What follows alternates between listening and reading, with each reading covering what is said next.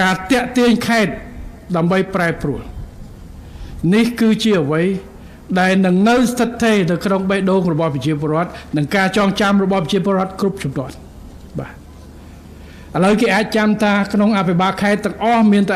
អភិបាលខេត្តជំនាន់នេះទេមានលើស100គីឡូអភិបាលខេត្តធំតែកុំឲ្យចាំតែមានអានឹងគ្រាន់តែហើយមិនមែនតែខេត្តទេគឺនៅក្នុងគ្រប់ស្ថាប័នគ្រប់អង្គភាពគ្រប់ថ្នាក់ទាំងអស់មិនថាថ្នាក់ជាតិក្រៅជាតិដែលយើងជួយហើយយើងនឹងអង្គុយជឿខ្ញុំយើងនឹងអង្គុយពេលដែលយើងរត្រែតទៅហើយទោះបីជាយើងចប់ក៏ដោយក៏យើងអាចសប្បាយចិត្តថាយើងបានចូលរួមនៅក្នុងការបន្សល់នៅអ្វីដែល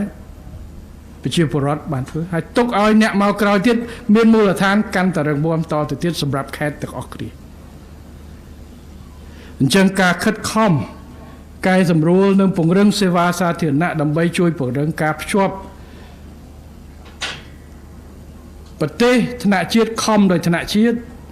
ថ្នាក់ក្រោមជាតិខំដោយថ្នាក់ក្រោមជាតិបញ្ហាវាមិនល្អឥតខ្ចោះទេគ្មានអីដែលល្អឥតខ្ចោះពាក្យតែពេលដែលយើងមានភាពល្អឥតខ្ចោះគឺពេលដែលយើងចាប់ដើមធ្លាក់បើន័យថាម៉េចយើងចាប់ដើមប្រឡែងដៃថាស្អីក៏វាល្អដែរយើងអត់ទទួលស្គាល់នៅការពិតតែអ្វីដែលយើងត្រូវពង្រឹងបន្ថែមទៀតយើងគិតថាហ្នឹងវាល្អឥតខ្ចោះហើយអាពាក្យឥតខ្ចោះនេះហើយដែលជាចំណុចដែលធ្លាក់តែខ្ញុំបានធ្វើល្អហើយប៉ុន្តែនៅមានល្អជាងនឹងទៀតអាចធ្វើបានមួយជំហានខេត្តដូចគ្នាភាពប្រកួតប្រជែងទៀងបាន9គម្រោងហើយប៉ុន្តែអត់ទាន់គ្រប់ទេចង់បានឲ្យបាន20គម្រោងក្នុងរយៈពេលពី10ខែទៀតទាញស្អីខ្លះអានឹងគេថាកសាងបានកន្លែងនេះមួយហើយ